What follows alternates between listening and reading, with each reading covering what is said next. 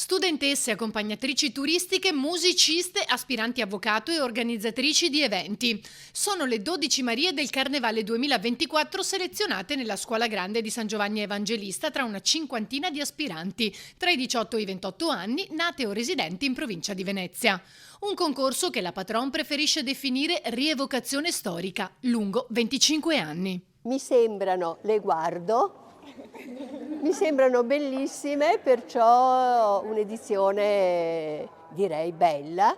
Ho raccomandato che siano amiche tra di loro, che sarà molto difficile, e specialmente il rispetto tra di loro e per gli altri.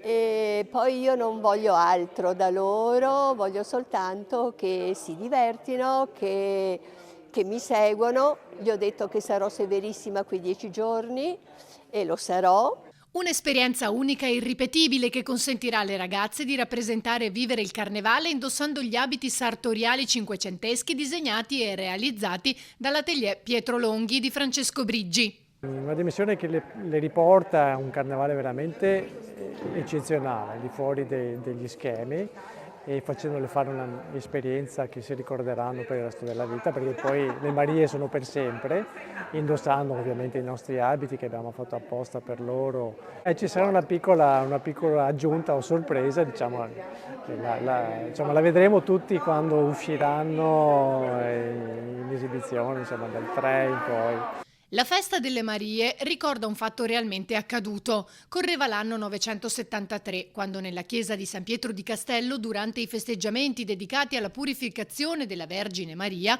12 ragazze veneziane vennero rapite da un gruppo di pirati. Dopo un inseguimento organizzato dal Doge, furono liberate e riportate a Venezia. Da allora la festa delle Marie si celebra ogni anno con modalità e riti che cambiano nel corso dei secoli. Il primo atto ufficiale sarà sabato 3 febbraio, a partire dalle 15 con la vestizione e il bagno di folla. Poi le Marie saliranno a bordo di 6 gondole e arriveranno in piazzetta San Marco, dove verranno presentate una ad una.